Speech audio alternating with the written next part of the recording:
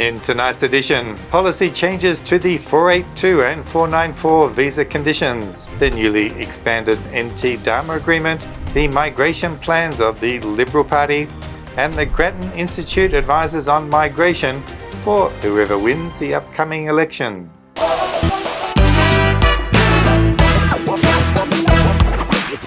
Hi, I'm Carl Conrad and welcome to the weekly edition of Australian Immigration News. This channel is proudly brought to you by Australian Immigration Law Services, the company I founded more than 26 years ago right here in the heart of Sydney.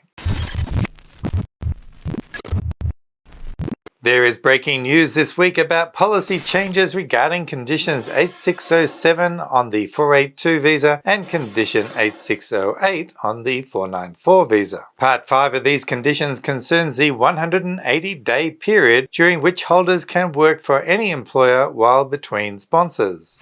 The law regarding Part 5 states the holder may cease working in accordance with Subclause 1 and 2 for a period, but A, this period must not exceed 100 consecutive days, and B, the total number of days on which the holder does not work in accordance with Subclause 1 and 2 must not exceed 365 during the visa period. It became evident that many individuals were successfully securing new employment within the 180 days, and their new employer had submitted an application for a new nomination. However, due to processing delays, many were nearing the end of their 180-day period without their nomination being approved. Consequently, under Conditions 8607 and 8608, they were not permitted to work for their new employer once the 180 days expired. In response, the policy has been updated to allow 482 and 494 visa holders to continue working for their new sponsoring employer past the 180 days, even if their nomination application is still being processed. This change provides much needed relief and assurance for individuals seeking new sponsorship. The Migration Institute of Australia had successfully lobbied the Immigration Department to ensure this policy change has taken place. And for those who are actively looking for a sponsor for the 482, 494 or 186 visas, this list may be handy. An FOI request revealed 129 pages of approved business sponsors within Australia. The sponsors are listed by company name, so if you need to find the trading name, you'll have to go to the ASIC registry website. Good hunting. This week, both the Department of Home Affairs and the Northern Territory Government announced the promotion of a new designated area migration agreement called Dharma. The Northern Territory aims to increase its population by an additional 4,000 people this year, and the new Dharma arrangement is an integral part of that initiative.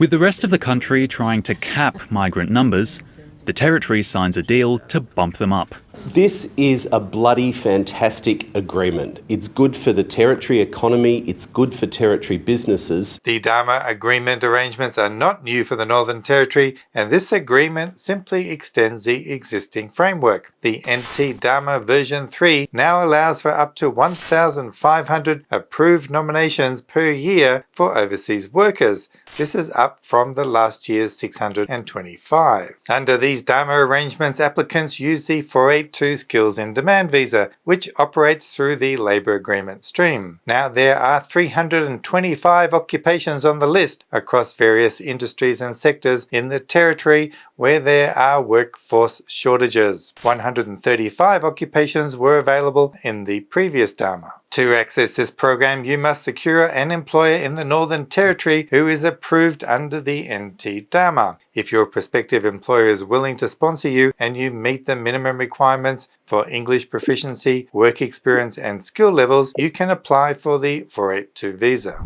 To transition to permanent residency later, you will need to be sponsored by a company for the 186 employer nomination visa, which typically occurs after 2 years while holding the 482 visa. Additionally, Dharmas offer an age benefit, allowing sponsorship for individuals up to 55 years of age in most cases.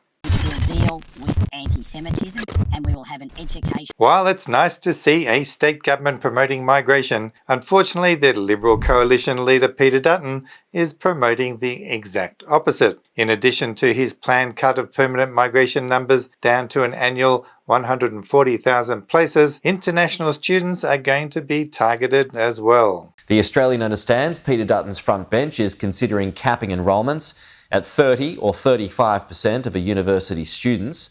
The coalition also looking at enforcing a percentage limit below the number of enrolments in a previous year. The Liberals will particularly focus on reducing numbers for educational institutions in metropolitan areas, giving the regional institutions the opportunity to grow their market share. In further migration-related policies, if elected, they intend to change the Migration Act's character provisions to give greater powers to cancel visas for any anti-Semitic attacks against the Australian Jewish community. These powers will also be backdated to any offences that occurred after October 2023. They also intend to change the citizenship test by introducing a new module related to anti-Semitic behaviour and how it will not be tolerated in Australia. Within the Australian citizenship test, we will place a specific section which will deal with anti-Semitism, and we will have an educational module which will deal with anti-Semitism. So if you become or want to become a citizen of this nation, then you will have a specific section that you will need to undertake with regards to anti-Semitism. And a final extreme plan involves changing the Constitution by holding a referendum that would grant the government the authority to revoke citizenship of criminals who hold dual citizenship. This proposal appears to target individuals who have pledged allegiance to Australia to obtain their citizenship and subsequently violate the laws of the country, rather than focusing on those who acquire citizenship by birth. This initiative has been spurred by recent anti-Semitic attacks in the country, but also has broader implications for other serious criminal offenders. Whether Australians are willing to invest millions of dollars in another referendum remains to be seen. However, this policy is likely to gain support, especially given the rising trend of right-wing politics worldwide. The reality for both political parties is that migration poses a significant concern. Too much reduction in migration threatens economic growth, while allowing an influx of too many new residents can lead to a backlash from the local population. To try and balance out the narrative in the migration debate, the Settlement Council of Australia produced a report outlining the benefits of increased migration numbers far outweigh the negatives. Their publication states, while migrants are sometimes blamed for exacerbating housing shortages, it is essential to understand the multifaceted factors influencing housing affordability and recognise the nuanced role migration plays. Their work highlights that rather than straining the economy, migrants help to drive prosperity and raise the standard of living for all Australians. I'll leave a link in the description so you can read it all for yourselves. The Grattan Institute, one of Australia's most respected policy think tanks, has released the Orange Book Policy Guide for the Next Election Winner. Regarding migration-related matters, the Institute made the following recommendations. Reforming the points test. Allocate visas to migrants who are likely to make the greatest economic contribution to Australia. Abolishing state and regional points test visas. Expand the number of skilled independent visas granted each year. Permanent sponsored employment visas. Make these available to workers in all occupations, provided the job pays at least $90,000 per year, and offer temporary sponsored visas those earning a minimum of $75,000 annually. And finally, invest in attracting more skilled migrants to Australia and support them upon arrival. These ideas are not new. We've discussed them before, and it appears that the Institute continues to advocate for these changes regardless of which party will be in power. However, as observed with the recent introduction of the new Dharma in the NT, trying to cut migration in regional areas could become a political liability. Last year, we interviewed one of the senior researchers at Grattan regarding their new test points proposal and other policy ideas. I'll leave a link in the description if you missed that program.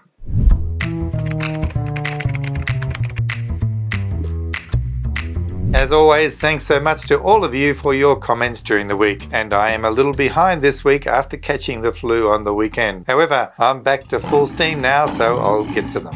This week, Andy writes in and asks concerning the 191 visa and our recent video on that topic. Hi Carl, I've got a question. Does the 3-year have to be consecutive 3 years, or can I stay 2 years regional and 1 year in Sydney and 1 year in regional again, totaling 3 years regional? Andy, there is no residency requirement in the regional stream of the 191 visa. That's correct. None whatsoever. And when applying for the 191 visa, you must have strictly complied with condition 8579, which means you cannot live in Melbourne, Sydney or Brisbane while holding that 491 visa. However, Andy, if your question is about the Hong Kong stream of the 191 visa, that does have a residency requirement, and you have to live for 3 years in a regional area consecutively before you lodge the application. So no, going over to Sydney and back will not work. Well, that's the end of another busy week here at the channel. Next week on Tuesday is the release of the federal budget. We will publish the news a little earlier on Thursday night instead of the usual Saturday night program, where we will analyse the impact of the budget on the migration program. Remember, if you need help, we are always here. You can book a consultation online, or if you're in a hurry, just pick up the phone. As always, take care out there, and I will see you next time. So bye for now.